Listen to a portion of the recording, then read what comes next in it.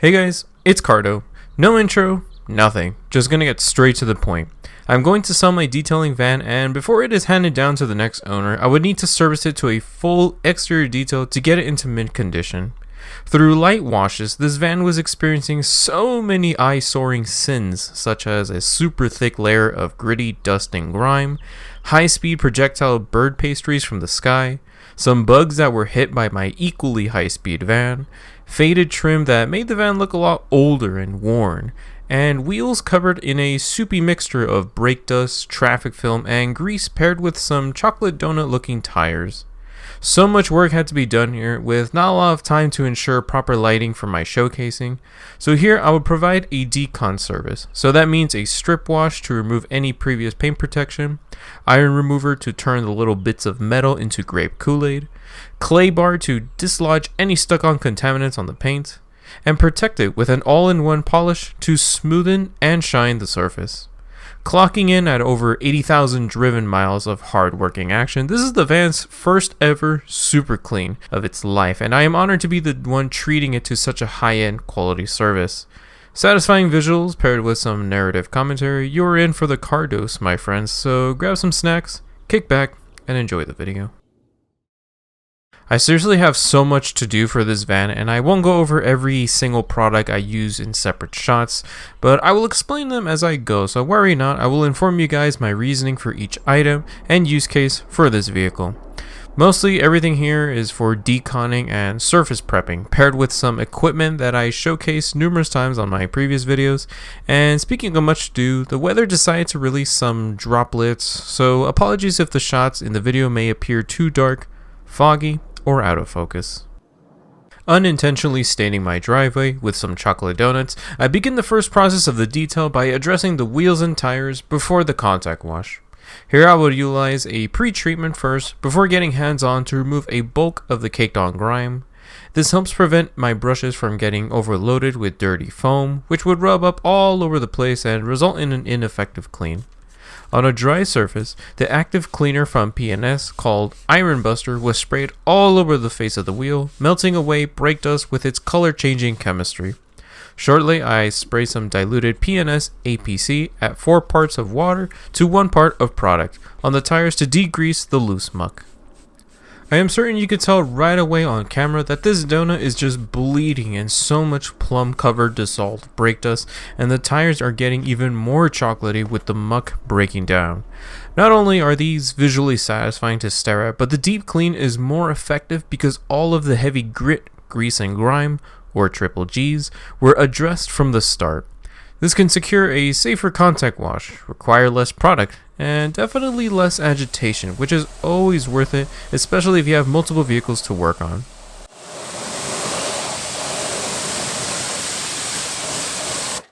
After a rinse, I then follow up with Iron Buster's brother called Brake Buster to clean both the wheels and tires at the same time.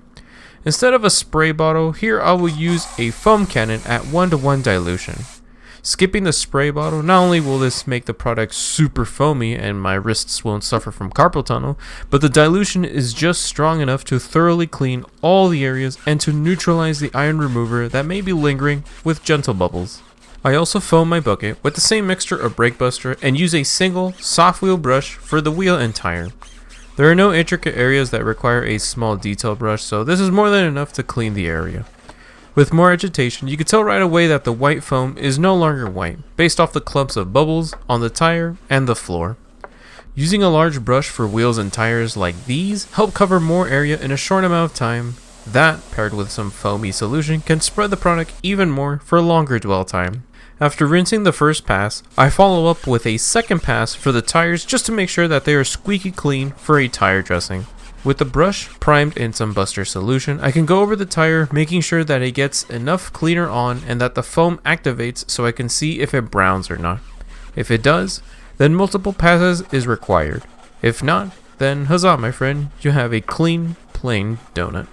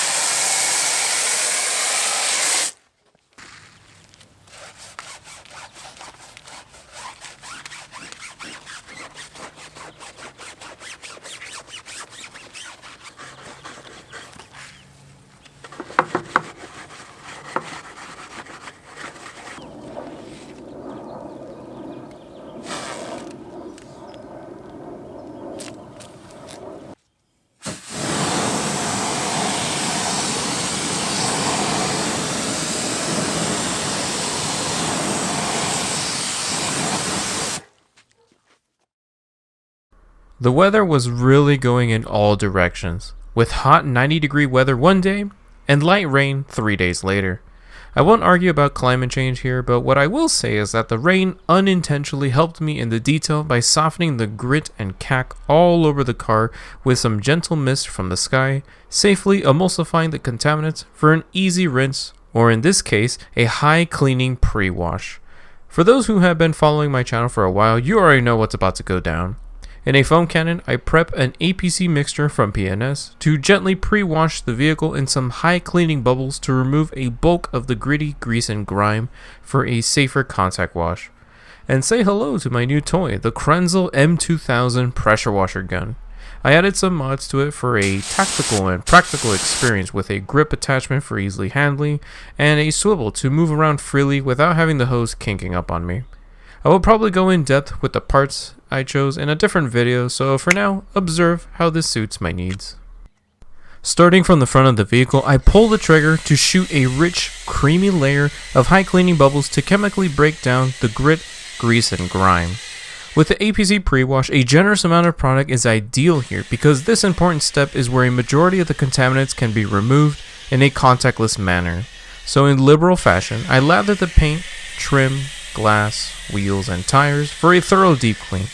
If you want to see a full in-depth tutorial on how to properly use this method, which APC works better in a foam cannon, dilutions, how often you should use this method, I have a full in-depth tutorial on my channel that I will link below for any detailers or weekend warriors who want to have their mind blown and up their game in detailing. After letting the solution soak in the surface contaminants, holy hell was this van so gritty and disgusting that the foam had a slight yellow hue to it, and not the type where the bird droppings are leaving like mustard lines. No. The whole sheet of foam had a slight yellow color to the point where the white paint from the van added a noticeable contrast to it. This chemically active foam was breaking down traffic film, gritty dust, grime, and other who knows what this van had collected. I am glad I got this on camera for you guys to witness because this is what the APC Pre-Wash does best, dislodging all of those nasty triple G's so that way they can be safely carried off the surface with some lubricated bubbles during the rinse. Now this is a commercial van and being meticulous about swirls is not necessary, but on another vehicle where it does matter, if I had went straight to the water rinse with this level of contamination, I could risk jeopardizing the whole detail. Not addressing the swirl causing grit first head on can lead to paint defects, junking up your wash mitts and buckets, wasting your time because you're just smearing contaminated bubbles on the car, giving you a false sense that you are cleaning something. So this APC Pre-Wash can do all of the heavy work for you in a safer, touchless, and efficient manner without you putting in that much effort. A thorough rinse was followed up to make sure the spent product was safely flushed out. This step is crucial because any crevices hiding away the foam could have the potential to drip a couple of impurities during the wash, so a liberal rinse was called to order. Using a narrow spray pattern helps blast the spent product from those nooks and crannies, as well as focusing the water on more stubborn grime like aged bird pastries, insect remains, and other grabby contaminants. If it does not come off during this step, no worries because there is still the contact wash left, so perhaps it can be loosened by then with a helping hand from the washman. If it still does not come off, well, out of luck, and that would probably require some abrasive methods to address. Before the mitt reaches the paint, a thorough brush on the intricate areas is required to fully call this a deep clean detail, or decontamination service. I grabbed some P&S all-purpose cleaner at 4 parts water to 1 part product paired with a boar's hair detail brush to dislodge any grime from the nooks and crannies. The hairs on the brush will tickle the intricate areas like the grille, emblems, window borders, badges, license plates, vents, and other areas where a washman would struggle cleaning. If a car is properly maintained, then there are times where you can skip this step and just follow up with a thorough rinse. However, for vehicles like this van with miles and weeks of neglect, focusing on smaller details would help achieve a cleaner result. This is especially during the drying and waxing step because drips of water from the intricate areas could have the potential to carry some grit, which can be a swirl hazard on more delicate finishes of paint. This is a laborsome step, and I will admit that, but I say either go hard or go home if you're trying to do an automotive deep cleaning service like this on your own vehicle or a client's.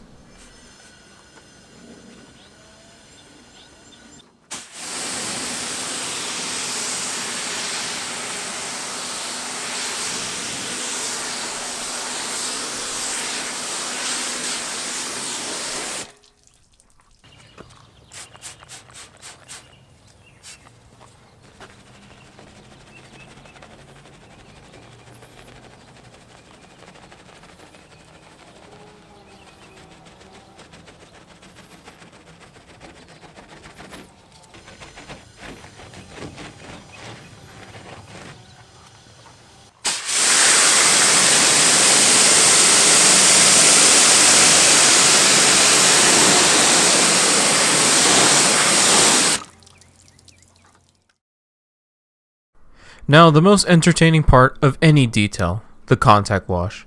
My soap of choice was Chemical Guy's Citrus Washing Gloss. This high pH shampoo really bites when using the strip wash dilution, which is roughly 5 parts of water to 1 part of product in a foam cannon.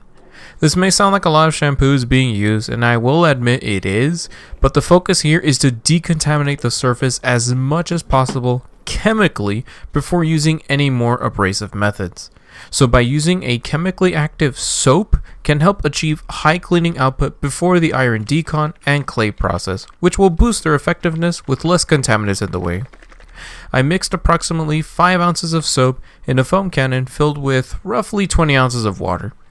After stirring and mixing until the product fully dissolved, I also prepped a wash bucket with the same product for the single mint wash technique. I had a gallon that contained about an ounce or two left, so I filled the gallon with water, mixed it up, and just emptied it in the bucket.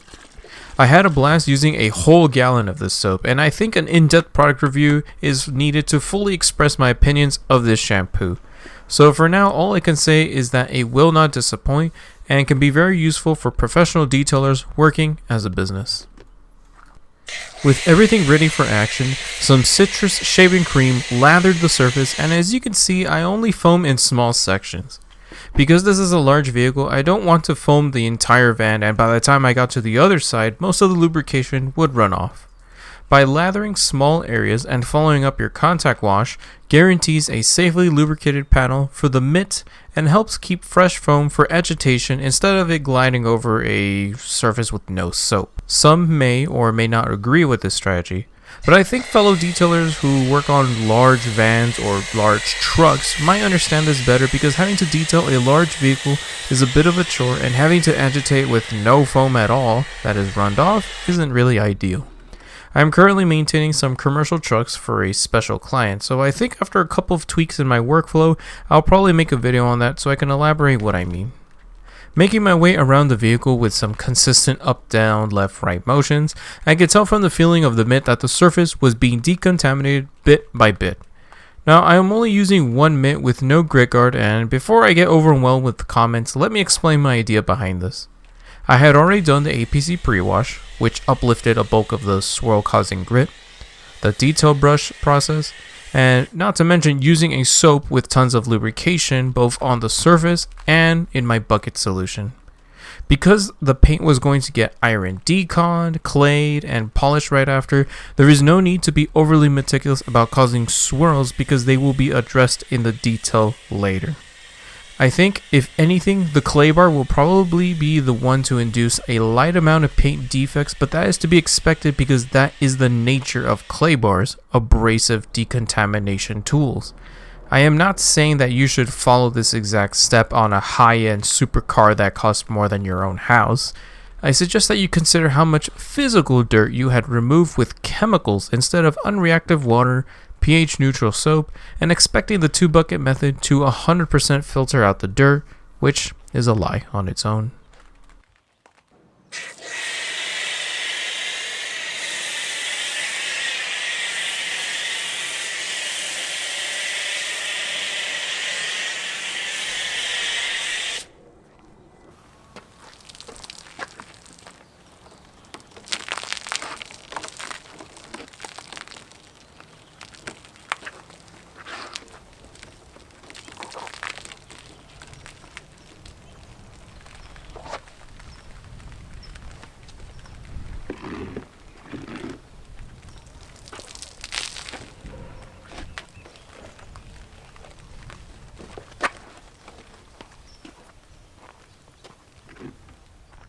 Now, this van being a large vehicle, after the contact wash, I don't rinse afterwards, but instead I foam the whole thing once more to reactivate any dried up soap and to chemically loosen anything else I may have missed.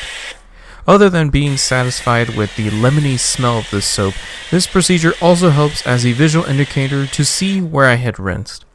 There are some soaps out there that after they dry up they don't foam as much, while it makes it a bit tricky to see where you had thoroughly rinsed.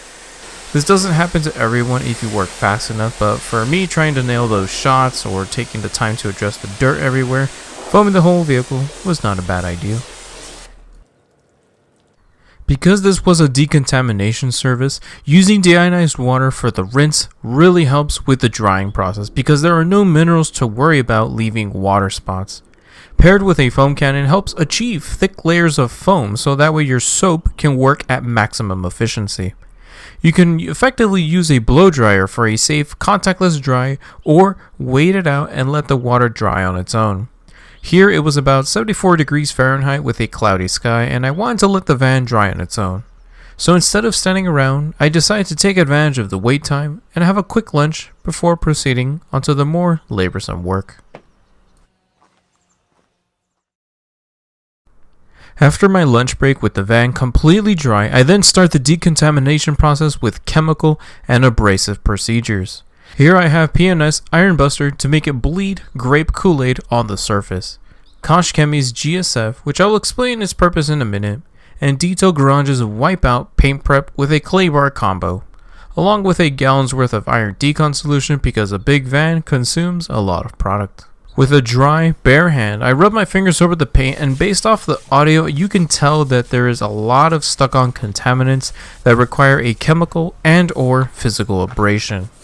This being the van's first deep clean in 84,000 miles, literally it can be anything on the paint such as iron fallout, embedded brake dust, oxidation, and other particles that I am not too sure what it is. This gives the white paint a dull look from the orange iron particles and faded oxidation with barely any gloss to it. In order to address the contaminants, I will begin with a chemical procedure first before using any abrasive methods. In ghetto fashion, I use a face mask to cover my nose from the foul odor of the iron remover, and while it is recommended to do this outdoors, a windy day can give your nose the time of its life with an accidental whiff from the product. So make sure you are detailing in an ideal work environment and using the proper PPE for your safety, unlike me. I proceed by spraying liberal amounts of Iron Buster on the paint and trim, and almost right away the iron particles were bleeding so intensely, turning my white paint into a purple striped surface. I just find it fascinating that 84,000 miles worth of contaminants were just sitting there, undisturbed and untreated. It is visually satisfying to see how many contaminants were being melted away, and to be the detailer to condition this vehicle in such a state is an honor to witness the procedure. I know there are vehicles out there in far worse condition, but what makes this detail so special is that my dad and I were the ones who drove these 84,000 miles, so me being able to clean what we had driven is a unique feeling, and I am sure many people can understand, especially if you deep clean your own family's vehicle. That is something only you can cherish yourself. Now back to the detail. After about 2 to 3 minutes, I then rinse the vehicle to make sure there is no active chemical remaining, especially on the plastic trim areas where a stain would be most noticeable. So flooding the panels is a must. If you don't have a commercial wash bay to detail vehicles on and are doing this service at home, make sure to rinse your driveway mid-process so the melted iron particles don't stain and clog the pores of the cement.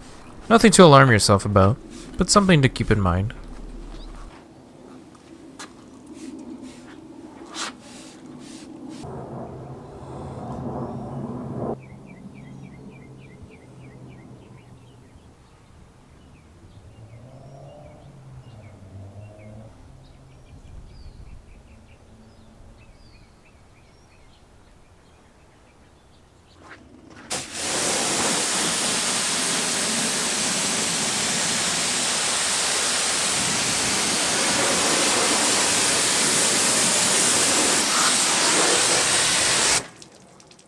On the sides of the vehicle, you will notice one thing, that there aren't that many contaminants to remove.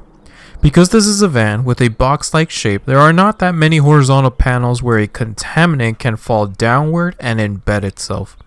With literally more than half of the van being vertically shaped, the sides are not covered with enough particles for the iron remover to make a noticeable difference.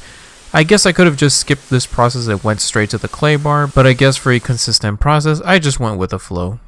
Finishing the front and driver's side, I decided to hit those two areas one more time just to see how embedded the particles were.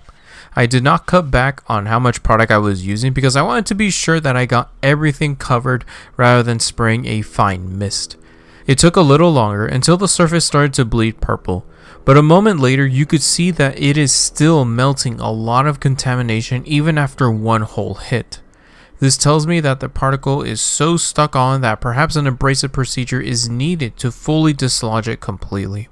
It wasn't a total loss. The iron decon procedure minimizes the amount of resistance that is happening on your clay bar when gliding it over. If I hadn't deconned it, then I would have marred the crap out of this paint because the particle wouldn't be dissolved, but rather stuck on the clay bar, which would be rubbed all over the panel repeatedly, creating a mess of its own. The wind was kicking up a bit, so I switched over to my googly eye protection to prevent the product from getting into my eyes.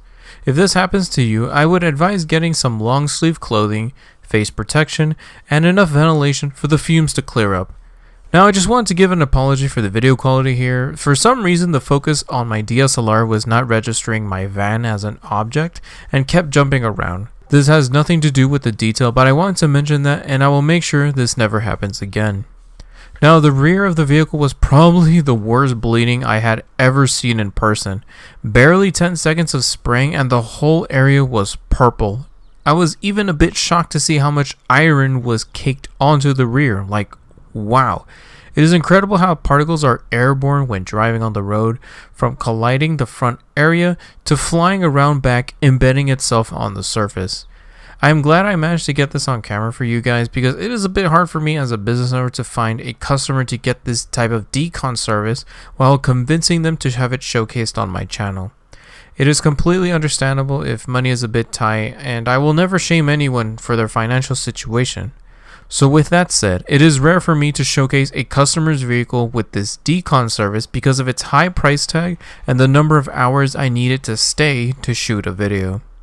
Maybe next time with a bit more persuasive tactics, but given how inflation is plaguing my country, I will respect the decision of the client and won't pursue anymore. Hopefully you guys can understand. After being nearly poisoned, I take a breather on the side to stabilize my respiratory system from the foul odors of the iron remover. I am being sarcastic, but because most iron removers are so unbearably potent, your clothing, pores of your skin, and equipment absorb the smell, making it a bit hard to get it out of your system. Not life-threatening, but a bit of an inconvenience during and after the detail.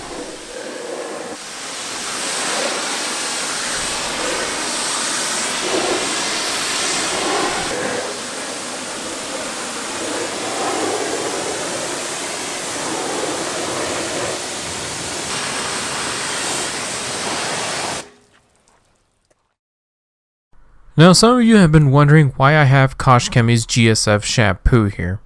Main reason is that I wanted to foam up the vehicle once more to neutralize the lingering active chemical from the surface. I know I rinsed it thoroughly, but I just wanted to be certain that I got all of the spent product neutralized with a pH neutral shampoo.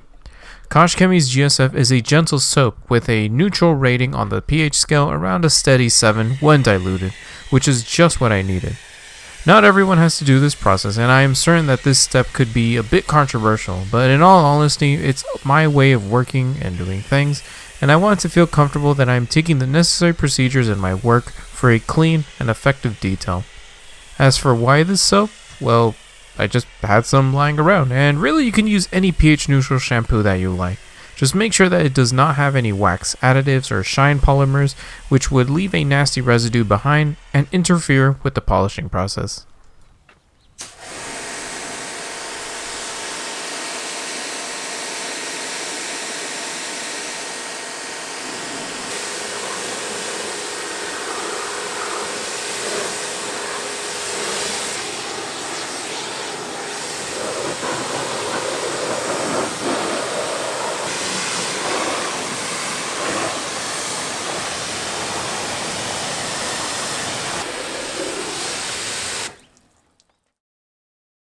Now that the bulk of the surface cack had been addressed, now we can move on to the clay process. This is where I can work on the smoothness of the paint and even in some cases brighten it up before the polishing stage. Here I will utilize a synthetic light duty clay block with detail garages, wipeout as my clay lubricant, and to paint prep at the same time. I start on the hood to see how this level of clay would work on the surface.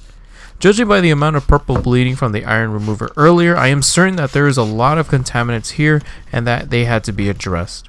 So I start from the edges and work my way towards the center. It felt okay at first, but once I got between the plastic trim pieces, I noticed right away that this level of clay was not going to cut it and that I would need to step it up to a more abrasive procedure. So a quick swap, I chose Detail Garage's medium duty gray clay for a bit more bite. With this clay bar, I would need to rip a piece, mold it, and try to lubricate it when wearing gloves because it is incredibly sticky and a bit of a chore to separate on your hands. Despite it being smaller than the clay block, holy hell did I notice the effectiveness right away. That gritty sound when rubbing the clay bar over was gone in just a few wipes, and this tells me that the chosen clay bar was the right one. So I continue this process throughout the vehicle, and while it is slower because the amount of surface area I'm covering had been reduced, compared to the clay block, I'm getting more contaminants out than having to spend more time trying to agitate it repeatedly. So I'm getting a more effective decontamination, slowly but surely. The rear being the worst, covered in speckles of orange contaminants, I definitely got my workout and it's not even arm day. The hood wasn't so bad, but on the rear it was so heavily coated with particles that my clay bar was getting junked rapidly and the liquid on the surface turned a bit orange.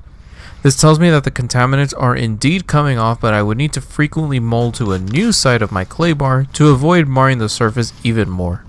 With each bit of agitation, the surface was getting smoother and the paint was really starting to pop, so I proceed with the hustle to move on to the next process.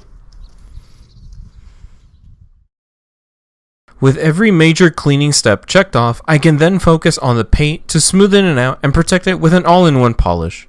In no particular order, I will utilize two DA polishers, one to cover large areas and the other for more limited spaces, accompanied with two different pads, a black wax applicator pad and a white micro cutting pad to level and clean the surface. Finally, the polish of choice was Turtle Wax's Hybrid Solutions Ceramic Polishing Wax to clean the paint and protect it in a single step. Now, I am not going to show any befores and afters of the swirls disappearing because that is not the focus of this detail, nor would this van benefit from it. The main goal was to decontaminate this paint, so I will use this polish on a low speed setting and work it in kind of like machine applying a wax, but with a couple more passes to ensure that the surface levels out a bit so that way it has a smooth glass feel to it. I work on the hood to get a good feel of how the paint was going to react, and if there was one thing I can say about this van is that it is a bit oxidized. Not to the point where there was no gloss, but there were some areas with faded spots. In order to remove oxidation, that would require a 2-step heavy cutting polish, or worst case scenario, a 4-step including a sanding procedure prior to polishing.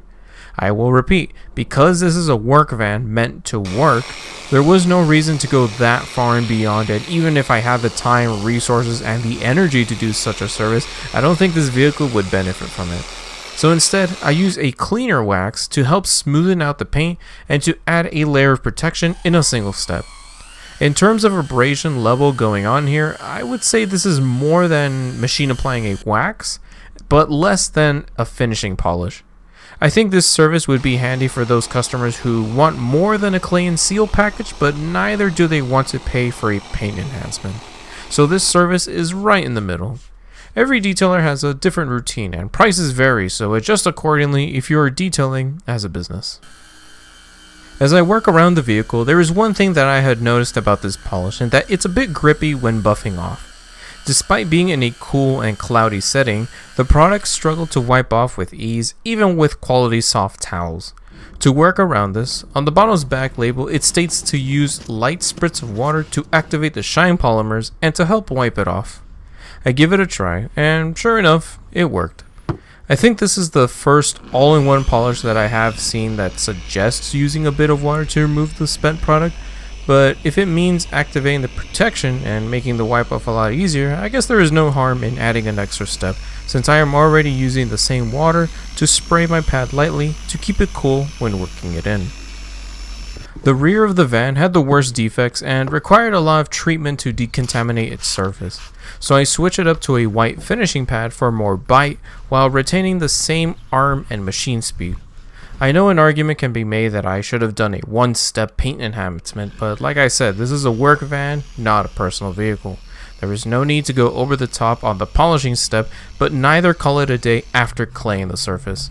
So by using an all-in-one and treating it like a wax can help clean the surface with microabrasives and protect it in a single step.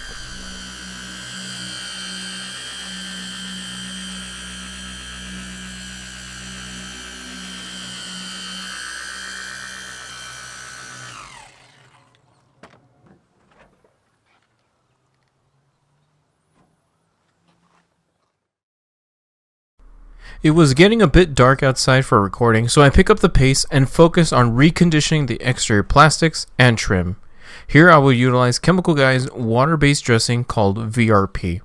The plastics were super faded and in need of hydration, so I will add 2 coats of product, 1 coat here, and another coat the next day after the plastics had properly soaked in the initial layer. As you can tell on camera, this really hydrates the plastics in such a clean manner, and having that fresh OEM matte finish is a plus, making this van look brand new. I like to prime my applicator pad first with a lot of product, so that way my pad doesn't inconsistently spread the dressing out. It may look a little messy as I blot it out on my work area, but worry not, since this product has a really easy application process and is forgiving.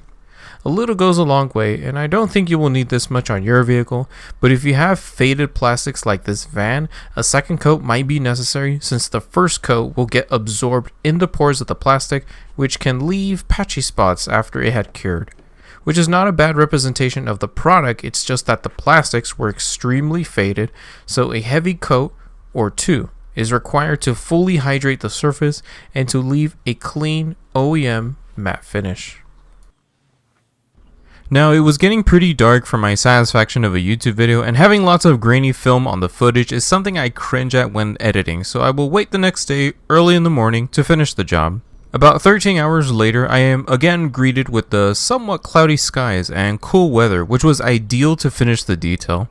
A light amount of dust, which has collected through the night, and rather than detail spraying, waterless washing, or doing a whole rinseless procedure, instead I just rinsed the whole van with some DI water so I can do a contactless clean to save time and product.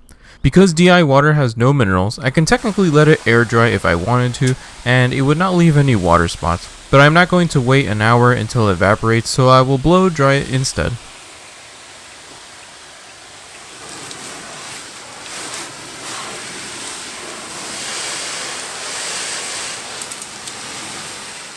Now, if you can tell from the beading on the surface, off camera I added 1 layer of PNS bead maker the day before when I stopped recording. This was applied on the paint and lights, which was left to cure overnight so I can add an additional layer for more gloss and slickness. The VRP coated trim was also hydrophobic during the rinse, but I can see with my own eyes that there are some patchy spots throughout the plastics. This can be easily fixed with a second generous coat to ensure that it is fully restored. For the remainder of this detail, only 3 products will finish the job. Up first is PNS Beadmaker's Spray Sealant for some insane gloss and slickness, Chemical Guy's VRP on the plastics to really give it that hydrated OEM matte finish, and Turtle Wax's Hybrid Solution Ceramic Detailer to do the final touch-ups. As mentioned earlier, I had already applied 1 coat of Beadmaker on the surface a day before, so I will add an additional coat to really make the paint pop. I really love this spray sealant, and I had only used about 2 16-ounce bottles laying around for this whole van. The application process is borderline effortless, smells delicious like a pina colada, and has some insane slickness when finished properly. This isn't a product review, but what I can say is that this is my new favorite spray-on sealant, if that gives you any hints on my opinion for this product. There are some cons, and I will mention them in my review, but the pros easily outweigh them tenfold, so subscribe and hit that bell icon for when that video arrives.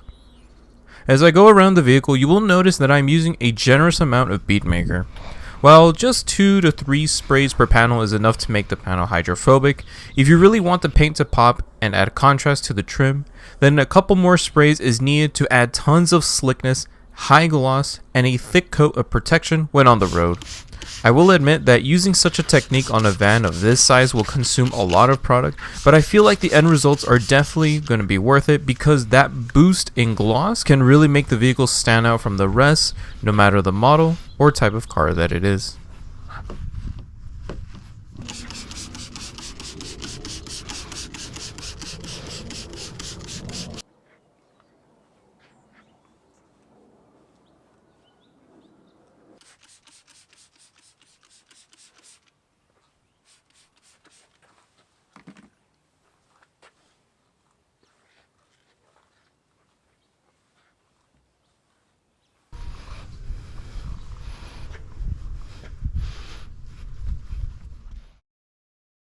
The first coat of VRP had already been soaked in the plastics the day before, but as you can see the trim looks patchy. Because the plastics were so dried up and faded, one coat was not enough to fully hydrate the surface, which is why it looks like there are some streaks or dry patchy spots around. To solve this issue, and to deepen the color, a second coat of dressing was applied to fully complete the restoration of the plastics. Obviously this won't give years worth of protection like a dedicated plastic dye or trim restorer kit, but 2 coats will definitely darken the color and hydrate it for an OEM matte finish. Now this van has a lot of trim, not to mention the whole interior is basically plastic, and doing this 2-coat procedure is a lengthy process and should be treated with patience. Being hunched, crouched, on your knees, or whichever position that may be uncomfortable after some time, is part of the whole process of restoring the plastics to the highest degree of reconditioning. Go too slow and the product will leave obvious high spots.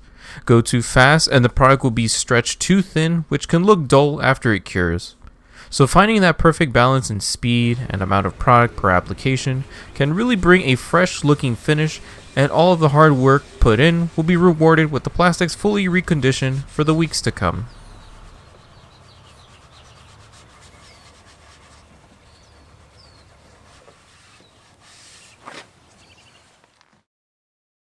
After a solid 2 days of filming, I am not throwing the towel just yet because a quick inspection of my work is strictly mandatory.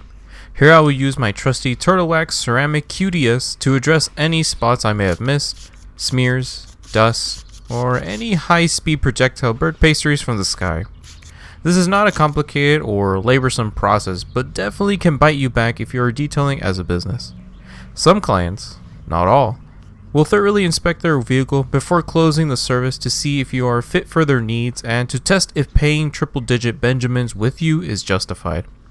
It's not that they are picky or overly observant individuals. I mean, shoot, if I paid someone $100+ for a service, I better not see a smear or cack that had not been addressed. So by doing a quick inspection with a high gloss quick detailer can secure your credibility on delivering a luxury service.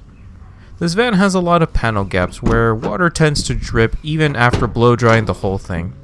My only advice would be to keep an eye on water drips near the trim areas, since they can mess up the finish of a freshly applied dressing. Not the end of the world, but kind of annoying to work with since it takes a bit of time for the trim to fully evaporate the water in its pores. If you had stayed to the end of this video, thank you so much for watching. A lot of hours have been put into this recording session and detail, so having people willing to go through the whole video in one sitting always motivates me to do more and keep the channel running. This decontamination detail was not a simple once over, and a couple of iterations off camera were done to ensure that the correct product was used to tackle the job efficiently and effectively. Usually decon or restoration details are done on fancy cars with specific needs, but who would have thought of performing a luxury service on a cargo van? This vehicle has a special place in my heart because my family and I had driven this van for the whole 84,000 miles of its life, and being the detailer to recondition it for the next owner is truly an honor and nostalgic to see this workhorse back to its original glory. Well, this is going to be a wrap. Hopefully you guys enjoyed this video and learned something from my thought process on what to do in a decontamination service.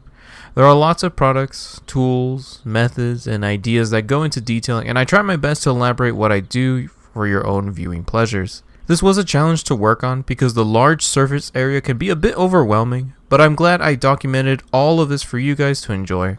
If you have any questions or comments, make sure to hit me up in the chat box below this video, smash the like button to show support, and subscribe for more future content when it arrives. Speaking of future content, I am not done working on this van. There is still so much work left to do. Before I close this video, enjoy a sneak peek of what is to come in the next episode of this restoration process. Thank you guys for watching. Stay safe. Have a good time.